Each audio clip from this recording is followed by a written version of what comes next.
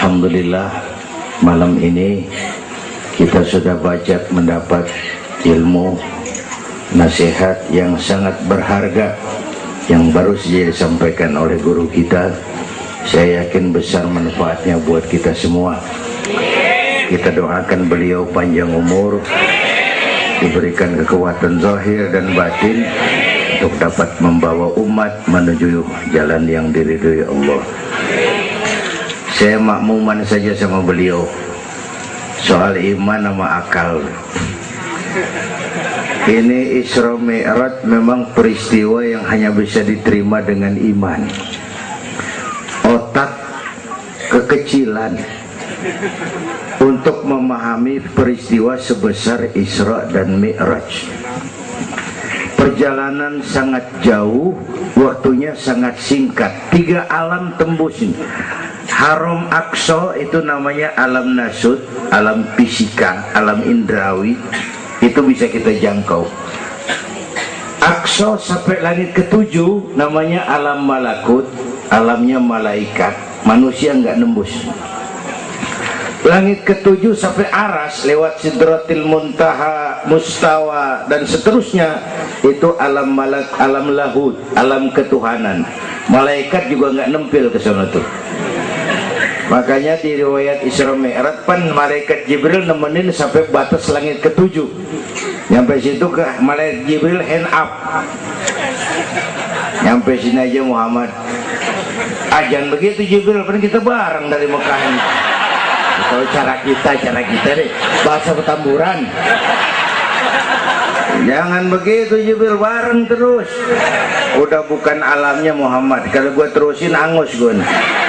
Nggak sanggup sampai sini saja. 3 dimensi alam ditembus, waktunya sepertiga malam. Menurut otak nggak mungkin, menurut kebiasaan mana bisa, menurut iman ini maunya Allah. Kalau Allah yang mau, apa yang nggak mungkin? Ada anak kecil pasti ada emaknya, pasti ada bapaknya nih. Ya, ini mah hukum otak. Emak bapak namanya sebab, anak namanya akibat. Ada emak, ada bapak, maka ada anak, kan begitu? Itu mah akal. Kalau iman mah nggak begitu. Itu Nabi Adam emak kagak, bapak kagak. Allah mau lah jadi itu. Nabi Isa emak ada, bapak kagak ada. Allah mau jadi. Otak kudu tahu diri. Bagaimana proses terjadinya Adam menurut antropologi budaya? Buntu. Kok Siti Maryam bisa hamil padahal dia nggak punya suami? Allah yang mau. Maryam mah perempuan suci. Sayang sekarang banyak juga perempuan gak mau kalah sama Siti Maryam. Bayuran di kebayuran, Tamburan mah insya Allah sama. Bayuran.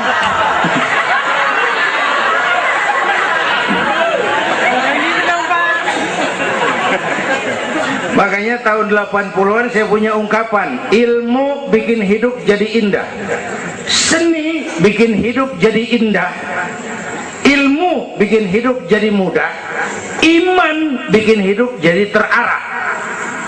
Dengan ilmu hidup jadi mudah. Ini yang pojokan banget nih dengar suara nih. Kenapa? Peker. Kan ilmu ini. Yang hari ini terjadi di Amerika, hari ini kita tahu dari kamar kita. Televisi, ilmu. Ibadahnya berasa tuh. Tahun 50-an kita orang Petamburan kalau pergi haji ke Mekah 6 bulan. Tahun 50-an 6 bulan. Orang udah pada lupa aja baru pulang tuh. 6 bulan. Lain yang ada kapal laut 2 minggu tidak di laut. Mekah Madinah ontak. Sekarang orang pergi haji sebulan. Ilmu bikin hidup jadi mudah, seni bikin hidup jadi indah. Baca Quran ibadah, dengan seni tilawah terasa keindahannya. Iman bikin hidup jadi terarah. Benar kata Habib tadi, tanpa dorongan iman ilmu ngawur. Saya kasih gambaran. Ada namanya Dr. Arthur Clarke. Itu orang Palmerah, sonon lagi tuh. Udah dengerin aja lu ah.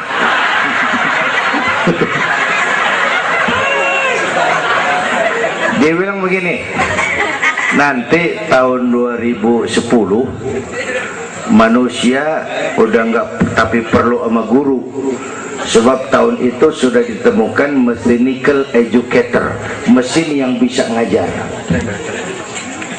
Pada tahun itu ustadz bakal pada bangkrut. Tahun 2020 manusia mendekati kecepatan cahaya 18 juta kilometer per menit. Tahun 2030 manusia melakukan antar penerbangan antar planet, interstellar flight. Tahun 2040 manusia bisa terbang dari Mars ke Jupiter dan seterusnya. Puncak kemajuan ilmu tahun 2100 manusia nggak perlu mati.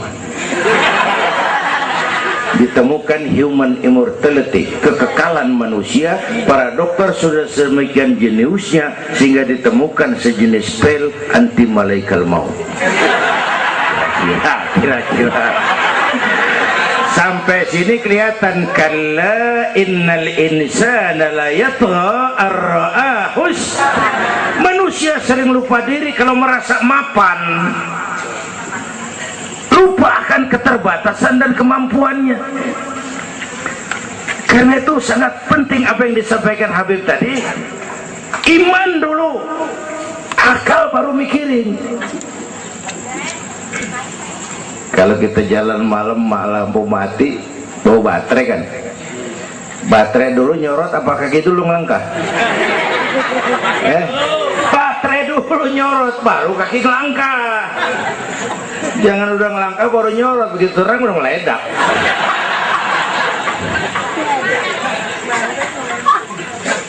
Bapak Ibu hadirin yang saya hormati, karena itu peristiwa Isra Mi'raj harus meningkatkan keimanan.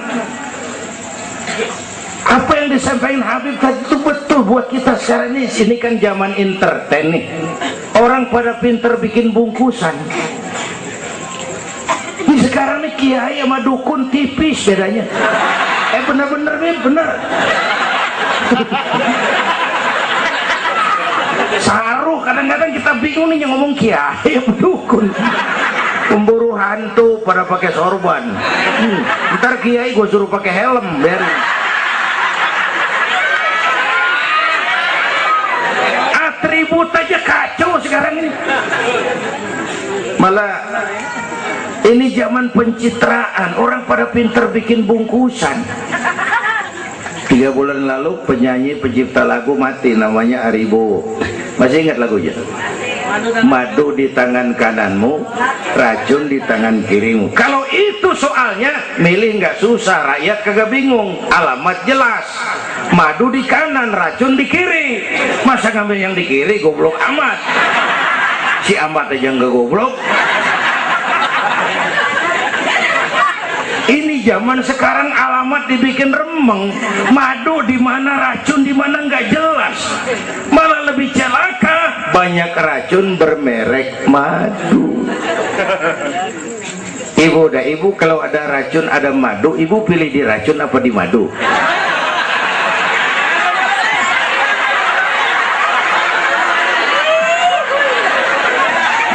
Dua-duanya racun gitu.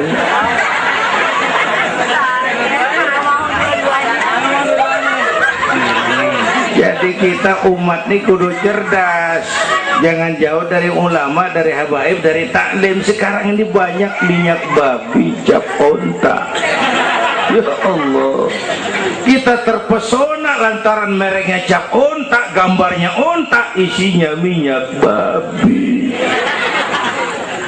Rakyat harus cerdas. Emas pasti kuning, benar itu? Apa semua yang kuning pasti emas?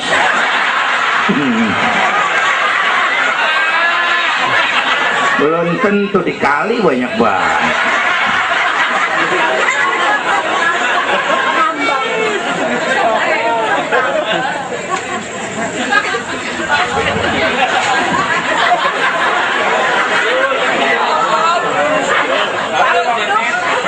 Bapak Ibu hadirin yang saya hormati, apalagi Negara kita ini kan penyakitnya tuh 3: kudis, urap, kutil. Sumber penyakitnya 1: kuman. Kudis, kurang disiplin. Kurap, kurang rapi. Kutil, kurang teliti. Sumbernya kuman, kurang iman. Ini mah nggak pakai kitab nih, ilmu utak atik namanya nih. Dengerin aja dulu dah.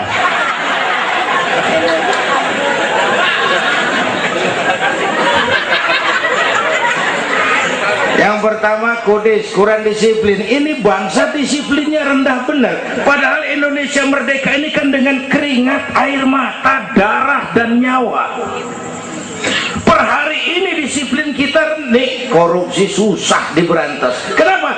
Petinggi kita disiplinnya takut atasan tapi nggak takut Tuhan. Persis kayak anak muda tengah malam ngebut naik motor, wah, lampu merah jodok terus, dicegat sama polisi. Prit, iya pak. Minggir, siapa? SIM ada pak. STNK punya pak. Tahu lampu merah? Tahu pak. Kenapa jalan terus? Saya gak tahu ada bapak.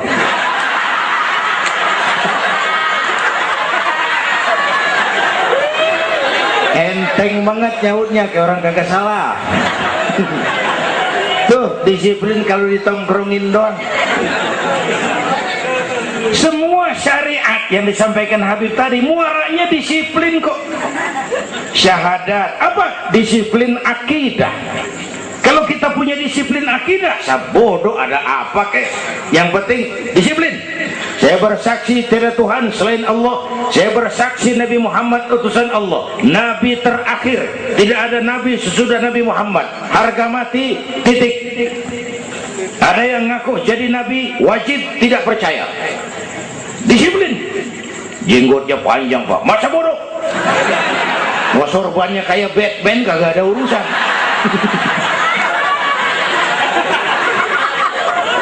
Disiplin.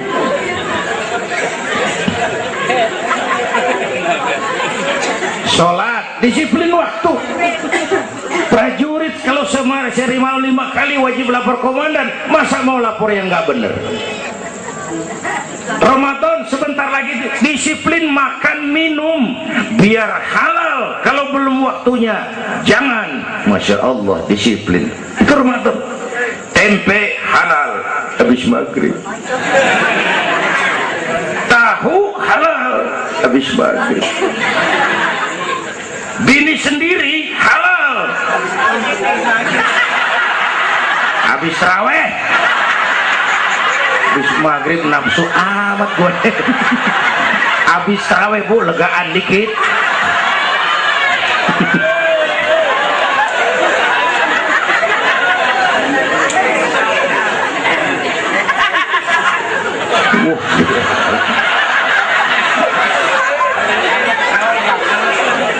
Dulu pertama perintah puasa turun, sahabat nyangka siang malam nggak boleh bergaul sama bini. Ada yang nyerempet-nyerempet. Asal zohor kumpul di Masjid Madinah pada kongkok tuh. Yang atuh ngomong lain, malam gua nggak tahan lu. Terus kejadian sama bini gua. Yang pojokan nyaut, gua juga. Nah, banyak rupanya. Turun penegasan Allah, uhilla lakum lailatas siyami arrafasu ila nisaikum. Dihalalkan bagi kamu pada malam puasa bergaul dengan istrimu. Kenapa? Allah tahu kebutuhan kamu. Yang nggak boleh cuman siang, malam boleh. Kalau siang kagak boleh, malam kagak boleh. Sebulan suntuk, apa nggak rontok rambut? Kira-kira.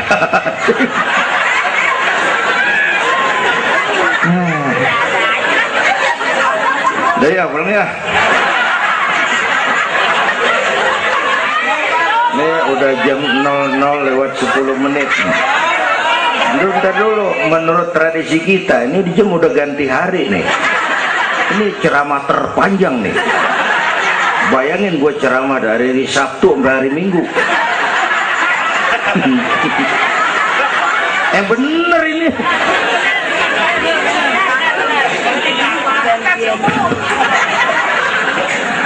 kudis orang disiplin. Tapi udah sering jelasin sama kita, ini Indonesia ini aneh bang, pasar bagus apa aja laku. Coba lihat Indonesia, asal ada nabi baru tuh ada aja yang ngikut, heran banget. Bener, pasar bagus, ada aliran aneh, ada aja yang masuk. Segitunya FPI udah begitu rupa, masih ada aja tuh. Ya, berapa kali kita dikibuli, mulai dari Ahmad Musodik, pelatih buat minton jadi nabi. Dapat wahyu di Bogor. Kan biasanya orang mah di Bogor dapat tales, dapat wahyu, gila bener.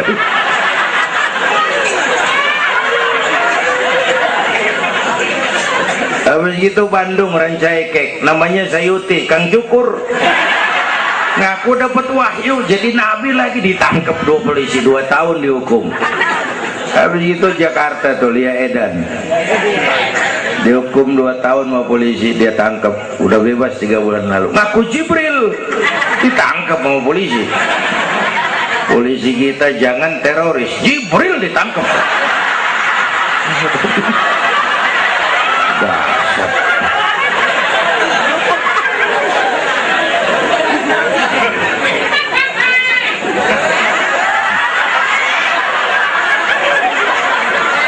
Habis itu yang lucu nih, menurut catatan Bakor Pakemnya Kementerian Agama tuh, antara di Jawa Tengah Jawa Barat perbatasan Cirebon Losari itu agama baru muncul, namanya agama Jasun, agama Jawa Sunda. Agama Jasun yang jadi nabi Tugimin.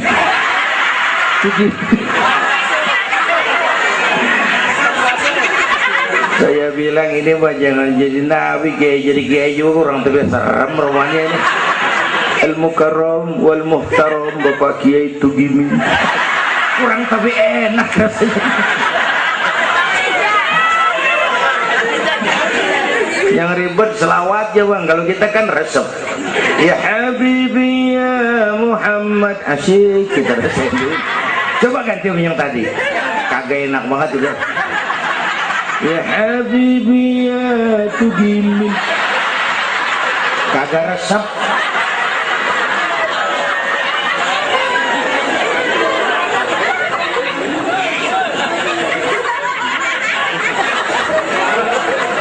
Disiplin.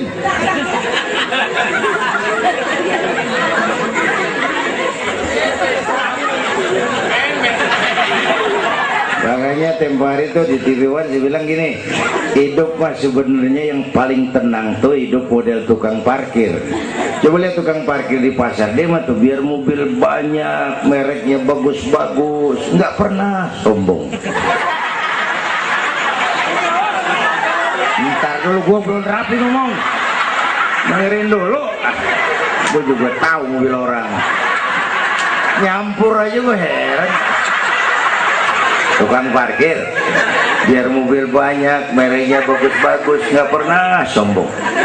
Ntar mobil pergi satu demi satu, habis sama sekali, dia nggak sedih, anteng aja. Bu, nyengir tapi mikir. Saya bukan lagi ngebadut, ini ada muatannya nih ceritanya. Tasawuf. Tukang parkir itu tidak merasa memiliki, tapi merasa dititipi. Nah ini muatannya. Siapa saja yang merasa memiliki pasti takut kehilangan.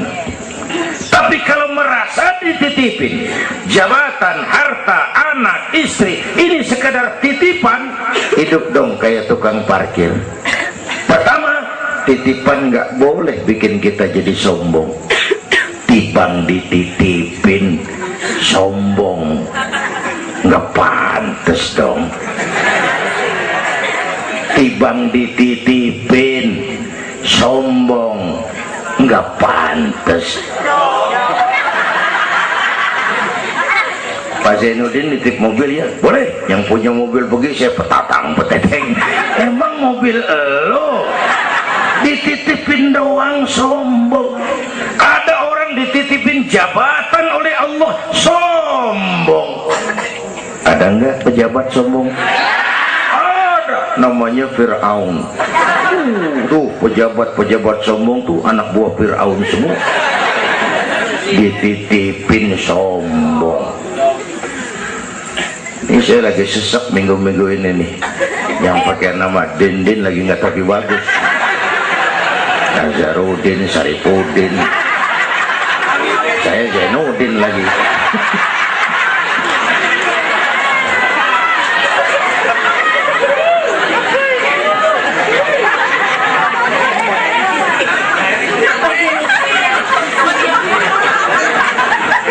Titipan nggak boleh bikin kita jadi sombong, ya Bu ya. Ada orang dititipin harta oleh Allah jadi orang kaya, sombong, mentang-mentang kaya, orang lain kecil semua, sama tetangga nggak mau kenal, mentang-mentang kaya, jalan gak nginjek tanah. Kuntilanak dititipin kok nggak pantes. Aduh. Yang kedua, titipan kudu dijagain yang bener, namanya titipan. Pak, nitip motor ya? Boleh. Begitu diambil tuh motor, kaca spion pecah, knalpot hilang, bemper penyok, marah nggak? Apa bedanya? Allah nitip anak 3 orang di rumah kita, nggak dijagain, nyatu mabuk, nyatu nyolong, nyatu ngerampok.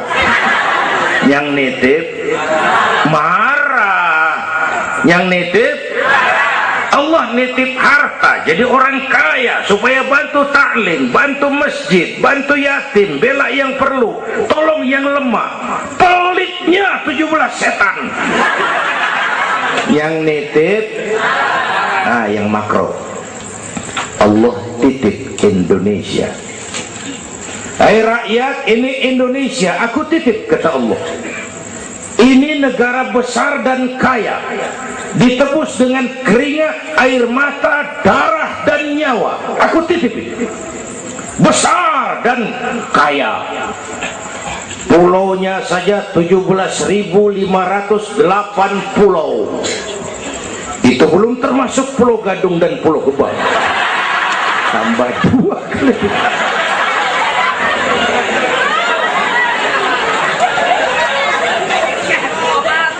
Ini negara besar dan kaya. Buminya subur. Di atas perut buminya segala tanaman hidup. Di bawah perut buminya ada gas, minyak, batu bara, boksit, emas, timah. Ini bumi kaya.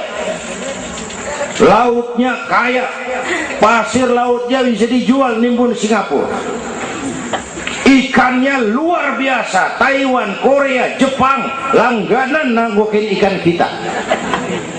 Jepang kalau nangkep ikan di laut Indonesia nyolong pakai kapal pabrik. Di situ dia tangkap, di situ dia olah, keluar kapal udah dikaleng tuh ikan. Pernah teman saya anak Madura nangkep ikan di laut Malaysia, ditangkap sama polisi Malaysia. Kamu nyolong ikan Malaysia ya? Dia bilang, tidak Pak, saya nangkep ikan Sumenep yang lari kemari. Ya. Pakai merek rupanya tuh ikan.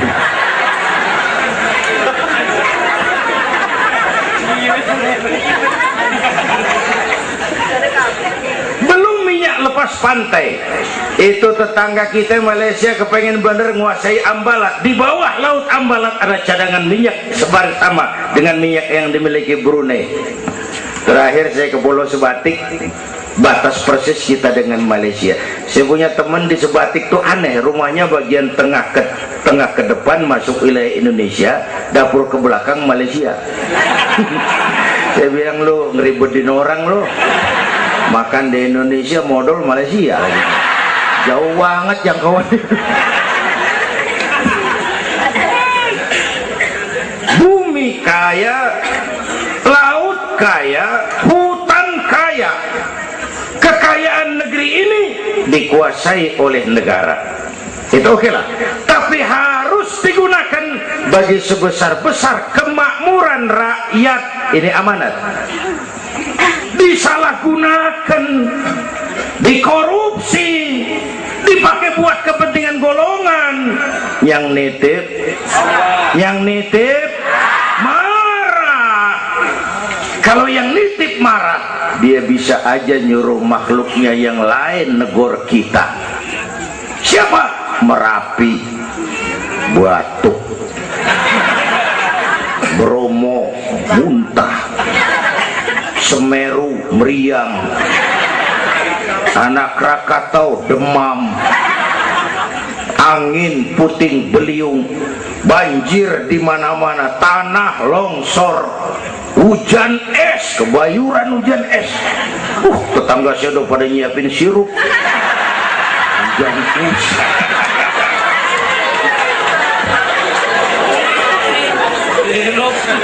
Angin makhluk, air makhluk, gunung makhluk. Nggak mungkin makhluk bergerak sendiri. Ya, ada yang nyuruh. Tuh Merapi tuh demo supaya kita sadar. Kalau kita rakyat demo, Satpol PP turun.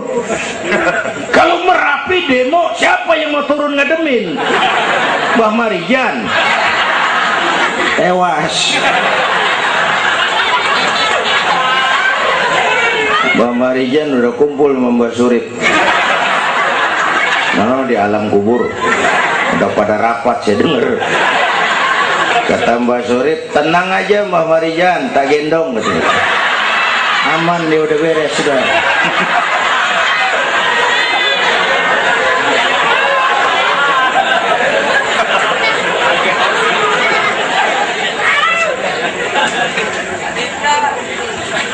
100 tahun kita bangun, selesai oleh gempa 5 menit.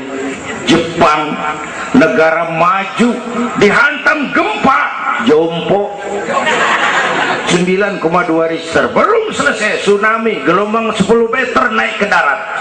Belum selesai bocornya reaktor nuklir, terutama yang di Daiichi dan Fukushima. Fukushima tahu ibu? Palmerah ke kanan. Tahu sok tahu lu.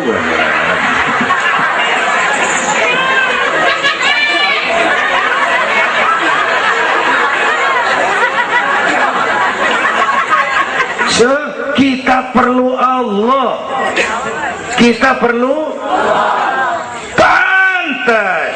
Saya mau flashback. Orang yang paling baik hatinya Rasulullah, orang yang sempurna akhlaknya Rasulullah, orang yang dosanya sudah dapat jaminan ampun Rasulullah. Tapi Rasulullah kalau sholat malam kakinya bengkak karena rajin sujud. Saya perlu Allah, saya perlu. Dosa sudah diampuni, hati bersih, akhlak paling baik, sholat malam kakinya bengkak karena rajin sujud. Saya tahu di Petamburan juga banyak yang kakinya bengkak. Asam urat. Ya masing-masing lah urusan ini.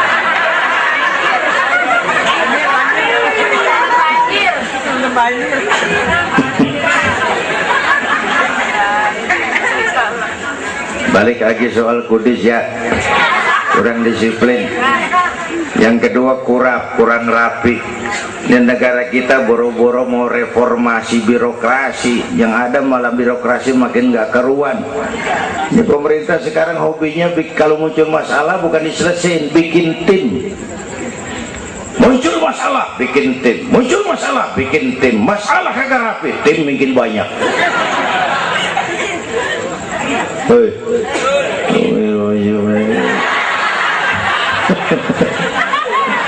Aduh, untung saya udah nggak ngurusin partai, Pak. Saya udah mundur 3 tahun yang lalu. Dulu saya mimpin partai, ikut pemilu dulu, zaman jahiliyah. Dulu. Lalu sebagai umat kita kadang-kadang kita juga lemah. Kita bisa bangun masjid, menata masjid, maaf sering kalah sama gereja. Gereja tetangga saya Melawai itu kegiatannya daily. Rebo kebaktian remaja, Sabtu kebaktian umum ibu-ibu, Minggu pelayanan umum, Senin Selasa ada lagi. Hampir tiap hari kegiatan. Sementara banyak masjid di kampung saya Jumat jam 10 buka, Jumat jam 2 tutup, buka lagi Jumat depan. How to manage? Kita bisa bangun rumah sakit Islam, bersaing kalah sama Omni. Berapa banyak rumah sakit Islam akhirnya jadi rumah Islam sakit.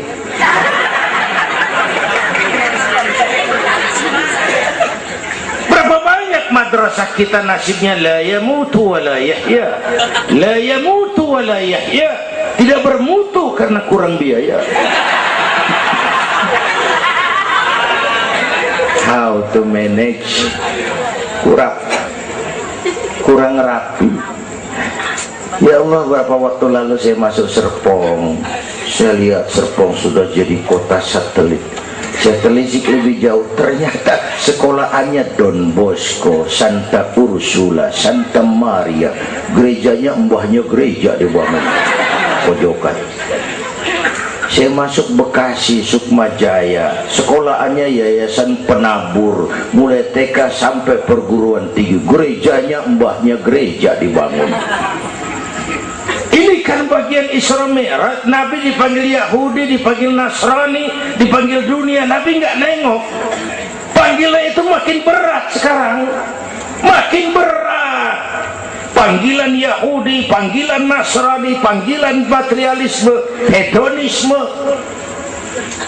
Bapak Ibu hadirin yang saya hormati, bahkan sekarang dia udah pada bikin kuburan mahal tuh di Cikarang Kerawang, namanya San Diego. Kuburan mahal tuh, teman saya pengusaha mesen 200 meter buat kuburan dia 5 miliar. Tanahnya berbukit-bukit, tanamannya rimbun, terus malaikatnya rada baik. 5 miliar lah, 5 miliar kali.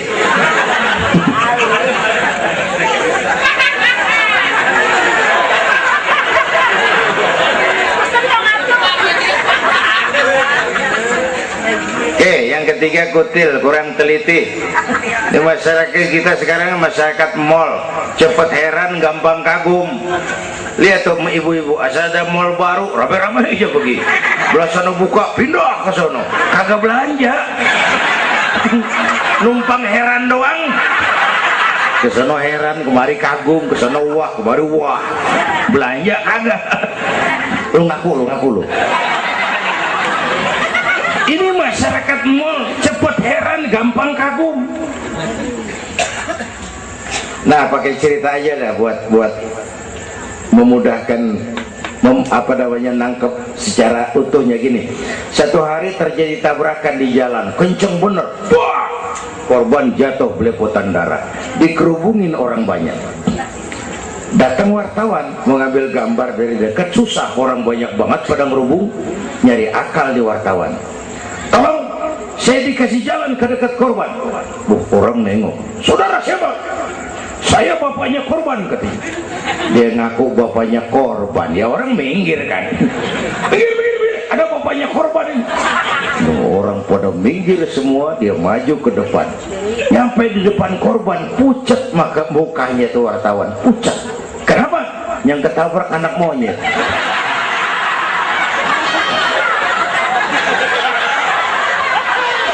Dia udah kedongan ngaku bapaknya korban.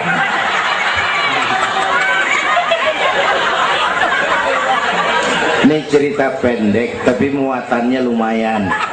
Ya. Kalau belum kenal bener mah jangan buru-buru ngakuin. Ya. Kalau belum kenal bener jangan buru-buru ngakuin. Ya. Dia kagak tahu yang ketabrak siapa, ngaku aja saya bapaknya korban. Makan lo jadi bapak monyet. Ini gara-gara penyakit kutil, cepet heran, gampang kagum. Bapak Ibu, sementara saya ulangi lagi, ini abad entertain, orang pada pinter bangun pencitraan. Oleh karena itulah maka sudah benar kita makmurkan majelis taklim, jangan jauh dari ulama dan habaib, itu basic kita. Tuh atau itu peristiwa Isra Mi'raj. Yang kedua itu Haram Aqsa, itu perjalanan horizontal. Aqsa Aras itu perjalanan vertikal. Ini Isra Mi'raj mau pesan, Bung, ada hidup sesudah mati, ada akhirat sesudah dunia. Semua kita perantau di Petamburan ini.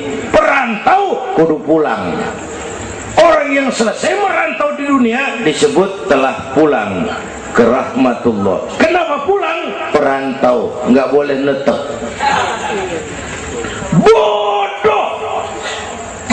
Bodoh tahu bodoh? Goblok, bahlul lah, madit itu.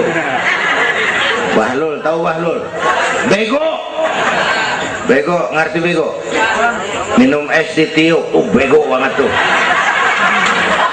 Dikira ngebul panas kali.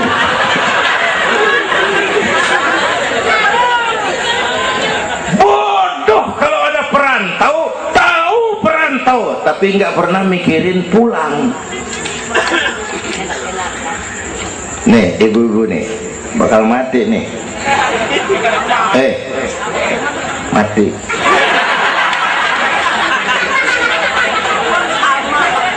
Bapak-bapak nih mati. Saya mati belakangan. Enak aja loh. Kalau saya mah terserah, saya mah ikhlas, Bu. Kapan aja, mau ibu-ibu duluan, saya belakangan, boleh. Atau sebaliknya, saya belakangan. Terserah, saya mah ikhlas aja.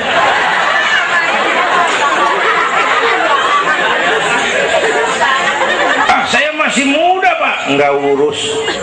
Maut mengacak. Kadang-kadang engkongnya seger banget, cucunya mati. Ya, ngacak dia mah nggak pakai abjad.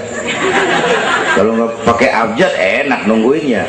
Tahun ini A mati, tahun depan B, lalu C, terus D, saya Z. Repot, gue nggak ada yang ngurusin. Orang udah habis.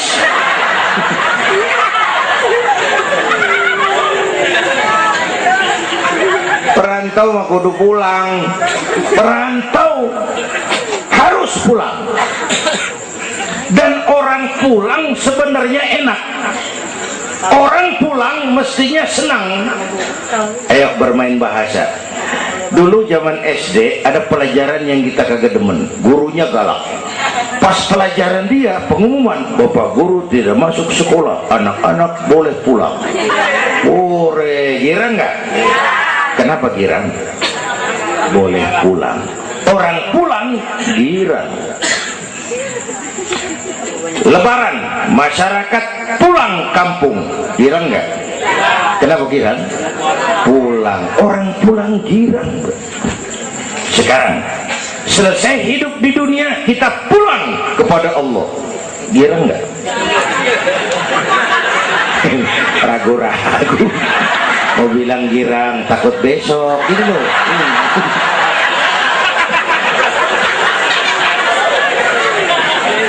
Mestinya orang pulang girang. Apa yang bikin nggak girang? Dua. Pertama, kita ini sering mencintai sesuatu berlebihan, berakar di hati. Datang saat pulang nggak siap ngadepin pisah, ada yang gelantungan di sini, pulang jadi berat. Kalau cinta Allah sepenuhnya, cinta alam seperlunya, pulang mah enak, Bu. Yang kedua, bekal kagak cukup. Ini cilaka lagi nih, kagak punya bekal, pulang kebelangsak di jalanan, belum sempet sembahyang mati. Berani amat, si amat aja kagak berani. Tapi kalau bekal cukup, percayalah, pulang mah enak. Ya Bu, ya Bu. Apalagi kalau nyontoh baginda Rasul, beliau kan wafat umur 63, itu standar. Kalau nyontoh Nabi, jatah kita 63.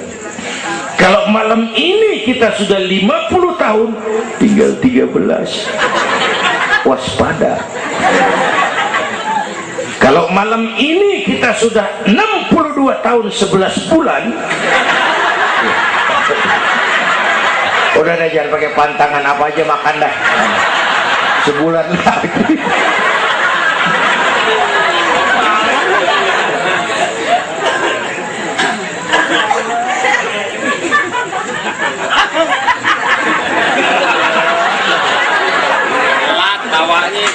Tapi pulang itu pasti.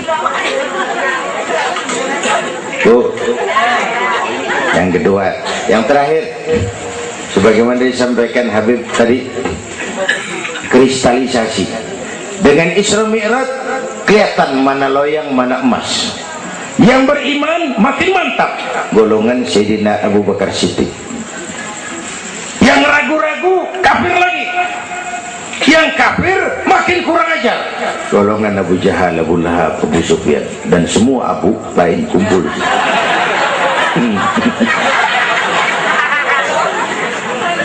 Apa artinya buat kita ini? Isra Mi'raj harus membangun semangat kebersamaan, membangun semangat kebersamaan. Terjadi kristalisasi umat. Ibu bapak hadirin, kebersamaan tidak harus selalu bersama-sama. Berjuang itu kudu punya gergaji, kudu punya silet, kudu punya golok, kudu punya pisau. Kapan makainya? Lihat musuhnya. Yang lo hadapin apaan? Kumis bang, silet turunin. Yang lo hadapin apaan? Akar nangka bang, kampak maju. Berjuang. Gak bisa, yang lo hadapin apa? Kumis, kampak turun. Urusan gak rapi, bibir bonglak bang.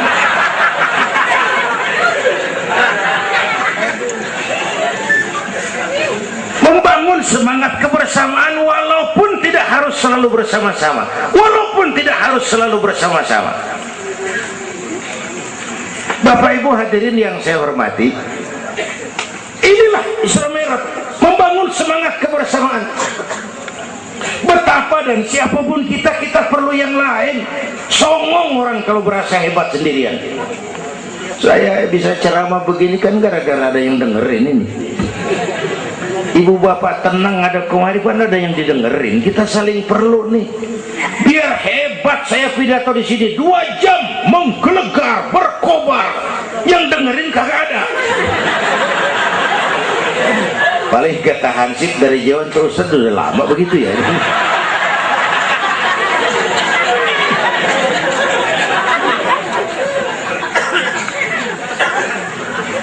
Maka saya dengan segala ketulusan saya bersyukur ada FPI, ada Habib Rizik, saya bersyukur. Kita perlu semua berjuang. Nabi aja punya macam-macam kok. Nabi punya Abu Bakar Siddiq, sahabat merangkap mertua, orang tua bijaksana, tepat tapi tukar pikiran. Kampung tuh anget kalau ada yang dituain. Ada Abu Bakarnya tuh kampung. Yang mana Abu Bakar? Nabi punya Umar bin Khattab, imam tapi jenderal, jenderal tapi imam, gagah, berani untuk Islam. Kita perlu punya Umar. Nabi punya Utsman bin Affan, ini yang rada susah nyarinya nih. Pengusaha tapi santri, penyandang dana. Kita perlu bangun masjid tuh nggak cukup pakai takbir. Allahu Akbar, kubah turun. Lu kudu beli semen, beli pasir, kudu ngecor, kudu ada Utsmannya. Ini Mauludan Isra Mi'raj begini nih, meriah begini kan kudu ada Utsmannya nih. Ada penyandang dana. Ya, semua berjuang, semua bergerak, arahnya sama. Pengajian yang mingguan tuh maju kalau ada penyandang dana punya Utsman. Ngarapin jamaah mah repot dah. Yang ngaji 3 pojokan, yang satu uap, yang satu kempet, yang satu pules. Ustadz pegel. Lagian nih maaf, kita lebih suka ngargain burung beo daripada ustadz yang ngajarin kita di pengajian. Burung beo mah bisa ngomong dikit banget, assalamualaikum, assalamualaikum, beo ngerti kagak, fasih kagak. Assalamualaikum, assalamualaikum. Beok tuh. Assalamualaikum, assalamualaikum. 1 juta. Beok. Assalamualaikum, assalamualaikum. 1 juta beok. Beok. Juta. Ustadz yang ngajar kita di pengajian, assalamualaikumnya cakep banget. Ngerangin kitab selembar beniran mulut. Pulang 16.000. Lah, udah gitu sendalnya hilang lagi. Bangpak bener.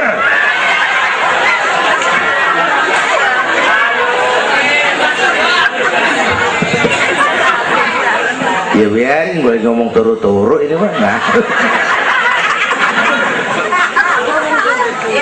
Halo Usman. Apalagi Nabi punya yang Ali bin Abi Thalib, tokoh muda tapi intelek. Itu malam mau hijrah pan, nih flashback dikit. Rumah Nabi pan dikepung, pagar betis, rapat. Jangan orang, tikus kagak bisa liwat. Pagar betis.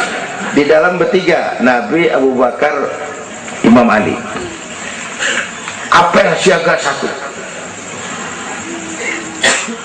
Tengah malam Nabi bilang, ya Abu Bakar, labbaik ya Rasul. Ayo kita berangkat hijrah. Baik ya Rasul. Ali, saya ya Rasul. Kamu gantikan saya. Apa ya Rasul? Tidur di tempat tidur saya. Baik ya Rasul.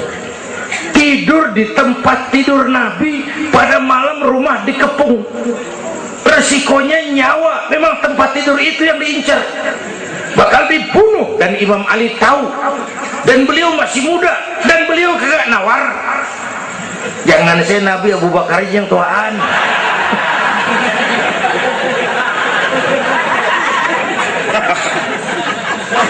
Baik ya Rasul, saya akan gantikan tuan. Nyawa taruhannya. Kita perluin.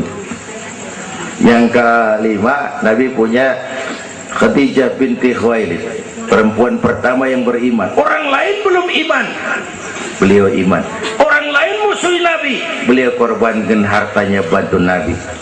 Islam akan jaya kalau muncul Khadijah baru.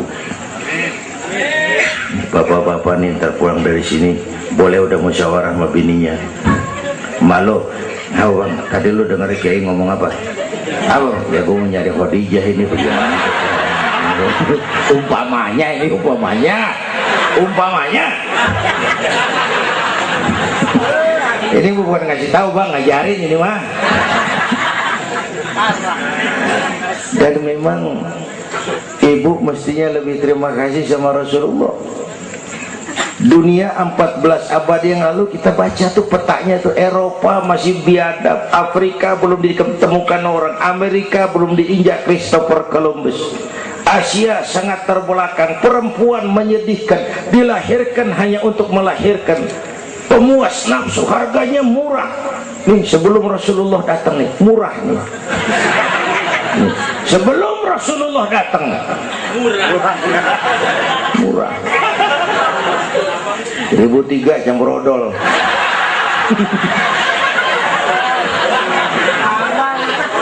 Buka peta dunia, raja-raja di Indonesia sebelum kenal Islam, senanya biar selir 30, 60 nih diketengin nih. Sultan-sultan Turki ratusan piara haram di istana. Kaisar terakhir dinasti Ming Cina bangun istana 1000 kamar. Kenapa? Bininya 1000. Lah haula. Saya cuman nggak bayangin tuh raja kalau bininya sampai 1000, kapan pakai kolor tuh raja.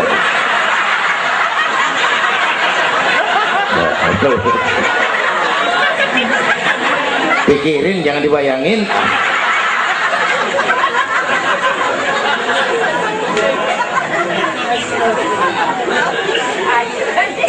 Baginda terenyuh lihat itu, An-Nisa Imadul Bilad, perempuan tiang negara. Kalau baik perempuan, baik negara. Kalau rusak perempuan, hancur negara.